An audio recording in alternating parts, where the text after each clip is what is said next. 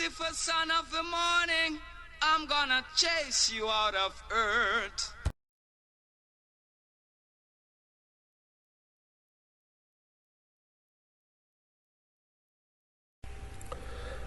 I, who, even at 19, must have known that living is one constant and perpetual instant, when the arras veil before what is to be hangs docile and even glad to the slightest naked thrust, if we had dared, were brave enough, not wise enough, no wisdom needed here, to make the rending gash.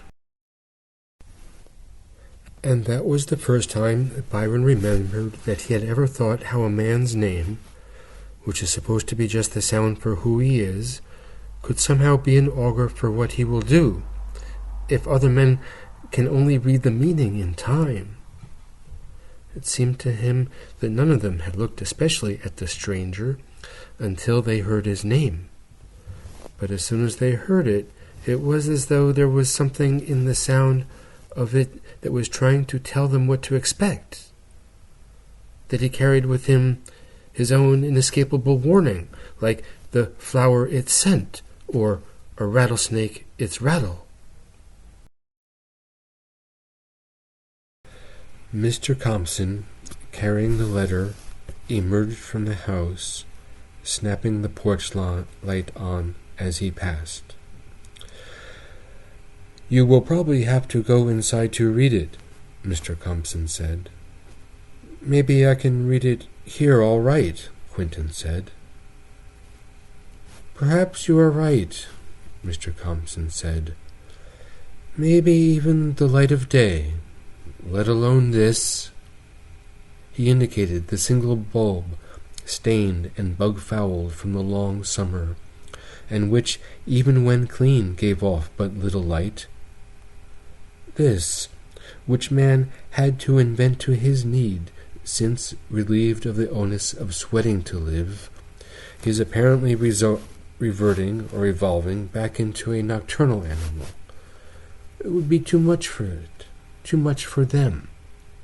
Yes, for them, of that day and time, of a dead time, people too as we are, and victims too as we are, but victims of a different circumstance, simpler, and therefore integer for integer larger, and more heroic, and the figures, therefore, more heroic too, not dwarfed and involved, but distinct, uncomplex, who had the gift of loving once, or dying once, instead of being diffused and scattered creatures, drawn blindly, limb from a grab bag, and assembled, author and victim too, of 1,000 homicides and 1,000 copulations and divorcements.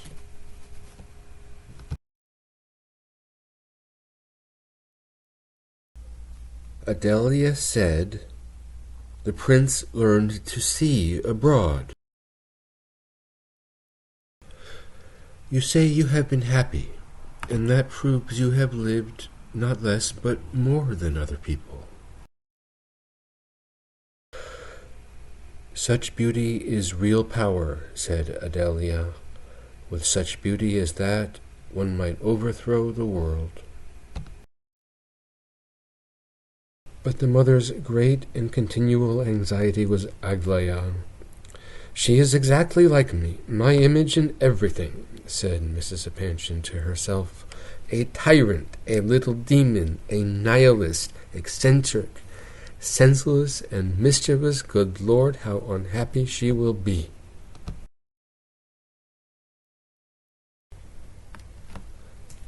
The heart is the great thing, and the rest is all rubbish, although one must have sense as well. Perhaps sense is really the great thing. Don't smile like that, Aglaia. I do not contradict myself. A fool with a heart and no brains is just as happy as a fool with brains and no heart. I am one and you are the other, and therefore both of us suffer. both of us are unhappy.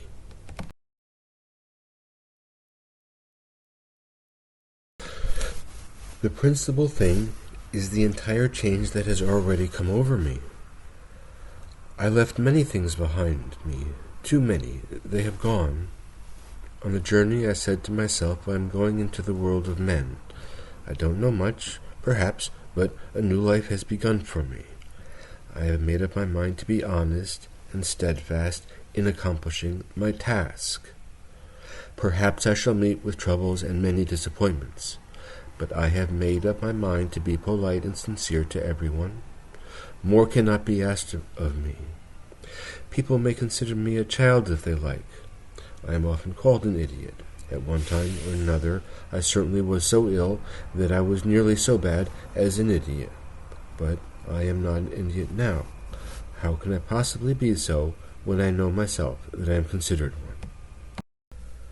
Sometimes I went and climbed on the mountain and stood there in the midst of the tall pines, all alone in the terrible silence, with our little village in the distance, and the sky so blue and the sun so bright, and the old ruined castle on the mountainside far away. I used to watch the line where the earth and sky met, and longed to go and seek there the key of all mysteries, thinking that I might find there a new life, perhaps some great city, where life would be grander and richer. And then it struck me that life may be grand enough even in a prison. I read that most praiseworthy thought in a manual when I was 12 years old, said Aglaé. It seems to me that everything is ruled by measure in our century.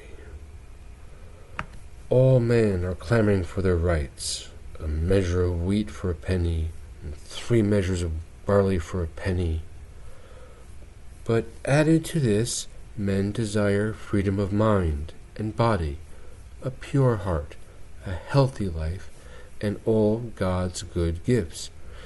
Now, by pleading their rights alone, they will never attain all this. So the white horse, with his rider, death, comes next, and is followed by hell.